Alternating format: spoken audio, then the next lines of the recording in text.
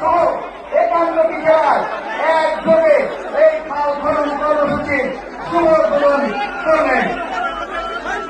আমাদের শ্রদ্ধেয় মহাসচিব বাংলাদেশ জাতীয়তাবাদী দলের মহাসচিব